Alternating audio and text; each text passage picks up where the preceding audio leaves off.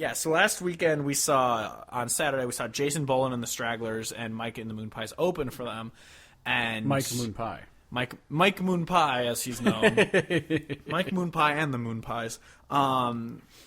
We saw them open for Jason Boland, and that concert was awesome. I mean, it was at that awful First Avenue Club. Yeah, so I talked about it a little bit, however long ago, whenever I talked about going to Cody Johnson in Iowa City. That was way back in the day. Yeah. But yeah, so there's this venue in Iowa City, and it's legitimately just like this basement of this place. Yeah. It's got a short ceiling, like a normal size ceiling if you were just like in a normal, like in a doctor's office. Like, yeah. Like that's how high the ceiling is. And then there's just like a stage rammed in the corner, and you just kind of deal with it. And it's kind of a shithole, but you know, it's big though. At least. Yeah, it fits a lot of people, and then you can get pretty close to the stage, and you know, once they got the sound figured, it was fine.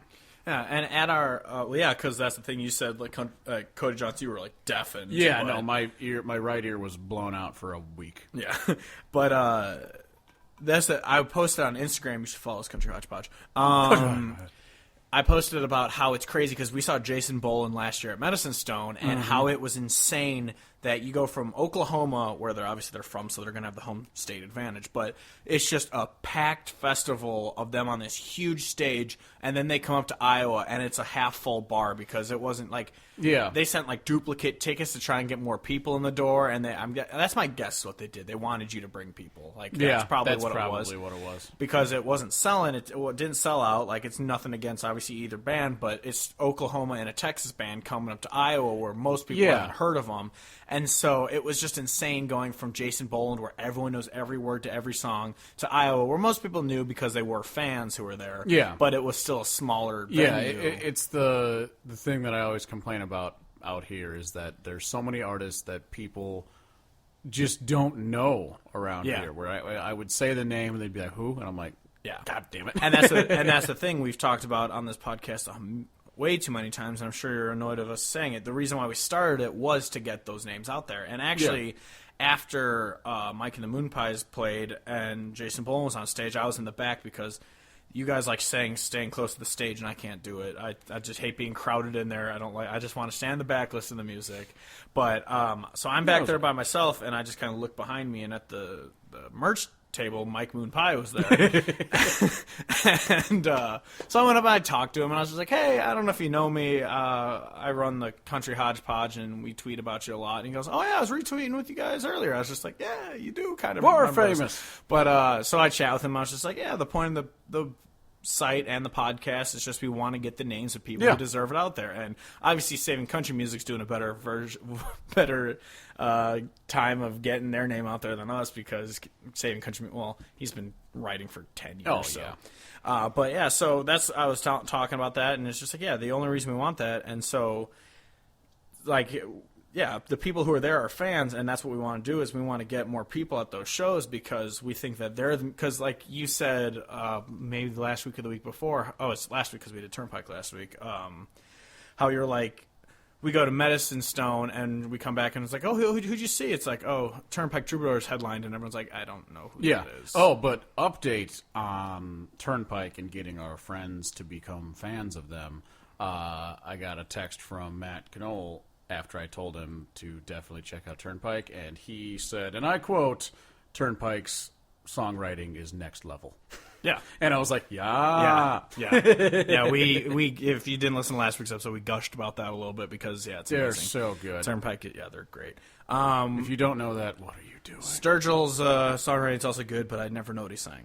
But we'll get into that soon. If you read his songs, if you read the lyrics. If you read them, they're great. But so I met Mike Moon Pie, and he was super cool, like super nice, and we chat for probably 5-10 minutes. I don't want to bother him too long because obviously he's having other people come up and say, "Hey, great show," and whatnot. So I don't want to hold him too much. But we got a picture. Invite him onto the podcast. I should have been that obnoxious drunk ass. I'm like, you want to come on our podcast? Which I will be doing to artists eventually, so... Look out, artists that is not listening. Yeah. But, so I'm super... He was super cool, and so I'm an even bigger... I mean, we were jamming to him on the way out there. We've been jamming to him for a couple of years now. But I'm super excited to see them again down the road, and Yeah. the fact that he's super nice like that Yeah. is awesome. Absolutely. We were going to see him again the next day, but it was a Super Bowl day, and we saw him that just night. saw him. So we're just like, we'll just watch the game, which I'm not upset with because it was a good game.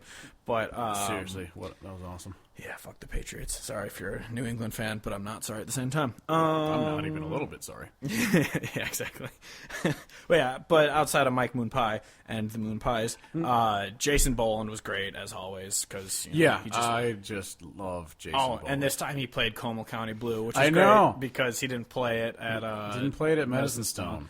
but he did play Holy Relic Sail at Medicine Stone, I remember, and he played it again that weekend because that's my other favorite song by them. But, Yep. and Dark and Dirty Mile, and all the other ones. They're Well, all they're great. just they have so many great songs that they're in that category. I mean, same with Turnpike where they will play a long set and get done, and you're like, oh, I didn't hear this, and this. And you say, well, they just have too many good songs. Oh, and the other thing about Mike Moon Pie and the Moon Pies, they played some David Allan Coe for a little bit, Yeah. and that was great. Yeah, that was amazing. That was a great show. And yeah, even though it's a little dumpy festival, I mean their beer's cheap and you get to see awesome bands. So Yeah, no, because William Clark Green is there at the end of Yeah, March. which I'm pounders of definitely going beer for were that. like $4. yeah, $4 which for a is not 16 bad. ouncer of beer. Yeah, and then as much as I feel bad for the artist when the place doesn't sell out, for me, I'm like, well, shit, I can walk to the pisser and back and not have any problems.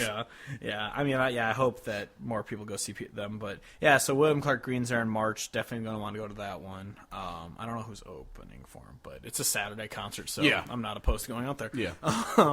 But yeah, so yeah, it's a great concert. If you are from Iowa and you're listening to this, it's in Iowa City, First Avenue Club. I was thinking if we had gone to Iowa and if we were students there, how many weekends we would have spent at that bar seeing concerts, like that would have been amazing. Oh, yeah.